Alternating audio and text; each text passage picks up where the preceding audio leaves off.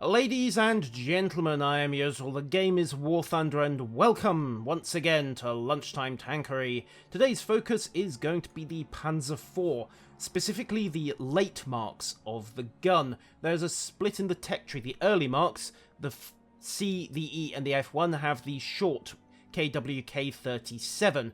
This is the same gun that's actually on the Stug 3A, and this was the Panzer IV's original role. It was basically a Stug with a turret, designed to go in and take out soft targets where the infantry needed support. Then came the T-34, and it was fairly quickly realised that the short 75 just wasn't up to the job anymore. So, starting with the Panzer IV.H, a longer barreled gun was used. Initially, this was the L43 Kampfwagenkanon 40, still 75mm in caliber, but otherwise a complete redesign. Longer barrel, reinforced firing chamber, and much, much higher muzzle velocities made it a far better anti-tank gun, while still retaining a decent amount of high explosive power. It lost a decent chunk of it as well, but hey, better tank killing than infantry killing when you've got T-34s coming at you. Same gun went into the Panzer IV.G. The hull was reinforced to 80mm on the front via bolted-on armoured plates, and then the Panzer IV.H upgraded the gun again to the L48 in an effort to squeeze out that last little bit of muzzle velocity. There was a final mark, the Panzer IV.J, but trust me, there is no point researching this tank. You might as well go straight on to the kitties. Because the Panzer IV.J was the cheap and cheerful model of the Panzer IV.H. They stripped out quite a few of the aids for the crew in order to simplify production. Unfortunately, one of the things that went was the powered turret drive, which means that while the Panzer IV.H has got a traverse speed of 16.5 degrees per second, the hand-cranked Panzer IV.J, 5.1 degrees per second. You might as well not bother turning the turret at all, just slew it round. Really is a Stug with a turret.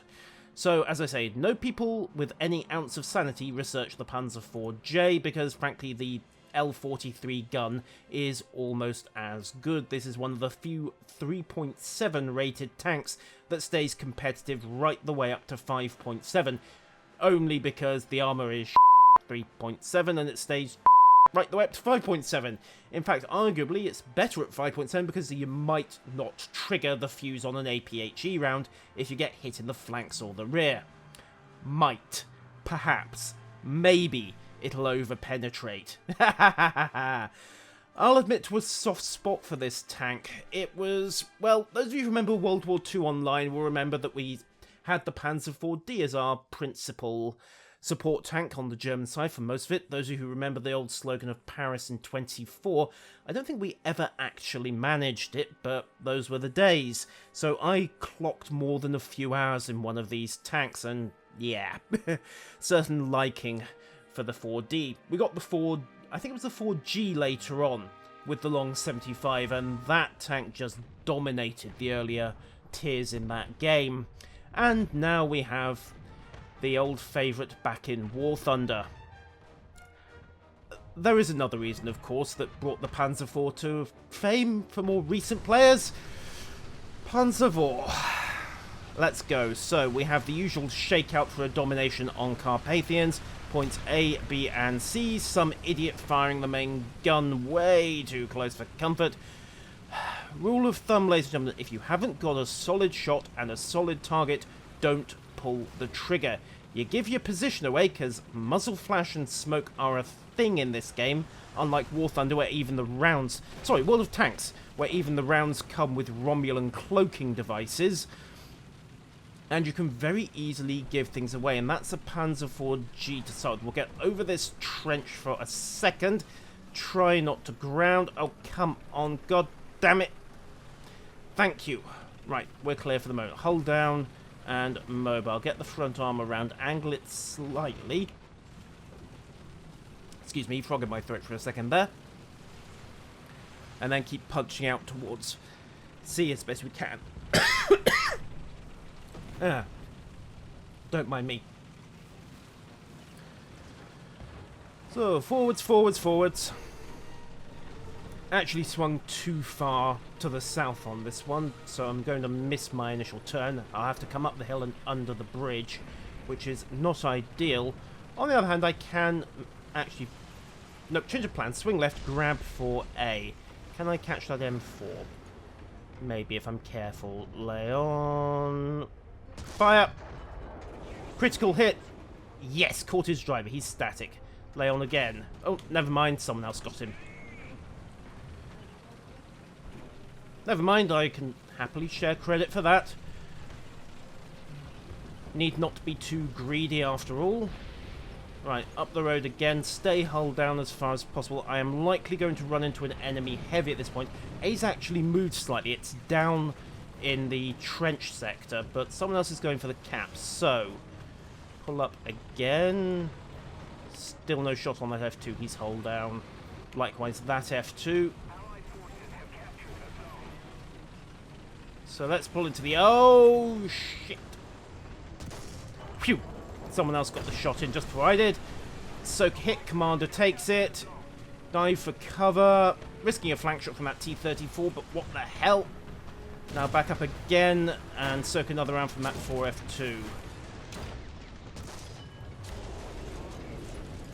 Like I say, Panzer IV armor, not worth a single thing, no matter the tier. Just about anyone and everyone can get you.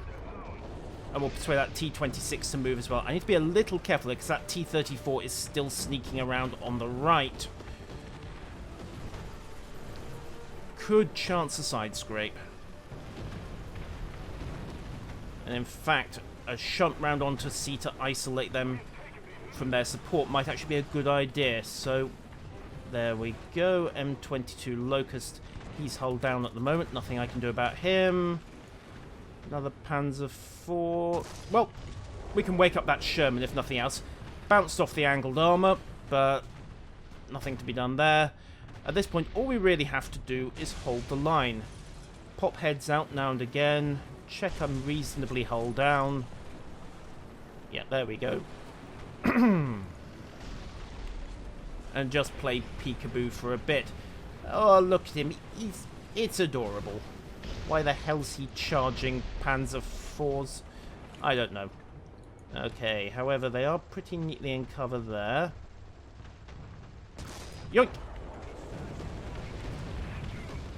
Bit of a shot into the cupola, bit dodgy, but they go, oh, the Panzer II isn't dead. Fine, well, let's get off this artillery strike. Try to stay down for a moment, and critical hit into that 3J since he's pulled up. Reloading, lay on, lay on, lay on. Fire! Another hit. Unfortunately, he managed to survive that one. Artillery's coming down hard. Hit the turret again, get the kill. Backing up at this stage, front armor towards the enemy at all times and in all circumstances. Aha, T-34E hit his turret ring, missed completely because he's mobile. Back up again, turn the armor just for a second, let the shirts and take the initial hits. Range on, and of course, first hit from a T-34, wrecks face. Back it up, back it up, back it up. God, I'd kill for working smoke launchers at this point. Come on, reverse. Careful, careful, careful, careful, careful. Those bushes aren't going to shield me, no matter what you might think, but luckily he got his range utterly wrong. Back up, get into the rocks, and safe. Just soaked that last hit on the gun barrel. Right then. Going to do something that's fairly common in... Lucky bastard artillery. Fine, let's return the favour. Yoink. Yoink. And yoink. Won't kill him, but it might make him think twice about moving. And start repairs. So what I'm going to try, once we've got the tank fixed, is something that's normally seen in World of Tanks rather than Warfare, and that's a side scrape. Oh, and we just got a kill on the secondary mission. Essentially, well, we're not quite mobile yet. 45 seconds. essentially put the front armour against this rock and back up, so that while I come out of cover, I am presenting an extreme angle on my side armour. High chance of deflection, high chance of the shots doing nothing despite tempting the enemy to take it. Of course, if I overjudge the angle, then, well, I'm going to take a flank shot, and flank shots are bad in a Panzer IV. You've got all kinds of delicious things like engines, fuel tanks, ammunition, and, well, I can't take too many more hits on the crew. Sucking chest wounds are not good, so we'll put another artillery strike in just to discourage them, and then we'll wait. There you go, we're back in the game, so angle her up. Another little side shuffle just to get this into play. Try not to come skidding out.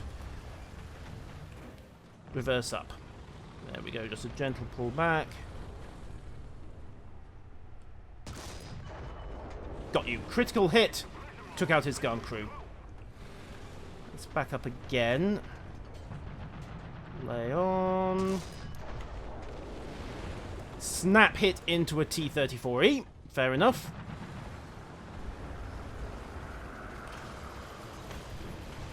T-34E is looking the wrong way, so we'll go round him. Not the right way to corner a tank, but got him. Slightly higher ground there. That neutralized a good chunk of his 60-degree forward plate, and, well, the round went straight through. For all that it is impressively angled at 60 degrees, it's still only 45mm on most T-34s. So you get the right angle on a shot, you go straight through their armor. Now let's lay on again. Bingo. Straight through the front mantlet. Like I said, turret armor on a Panzer IV, even on the Gs and the Hs, is only about 50mm on the front, which is basically nothing compared to what kind of rounds we're throwing around with 130mm plus of penetration. Now, is he going to come over? And I doubt it somehow. Let's poke round. There was that second T-34. There was also a KV-1 running around as well, but I think they're dead, and I also think this is pretty much round over. The enemy is not going to be able to do enough to make a difference at this point. This isn't World of Warships. You can't pull off last-minute turnarounds because of the scoring system. Oh, there's that T-34. Come on. Come on. I'm gonna get you, little Rusky. Well, probably not, actually, but there we go. End of the round. Got a little greedy there, actually. Shouldn't have poked quite so far out of cover, but that is the Panzer IV.H. Not the greatest performance I've ever put in. 4-0 kill ratio. In a T-34 SEAL Club, that would of course have been an utterly disgraceful performance. Anything less than 10-1 qualifies for that. And the game just decides to taunt me with the reserve vehicle before it displays the, frankly, pocket change award. But I'll take it. 4-0, third place. Panzer IV, ladies and gentlemen. Panzer IV. Until next time, farewell.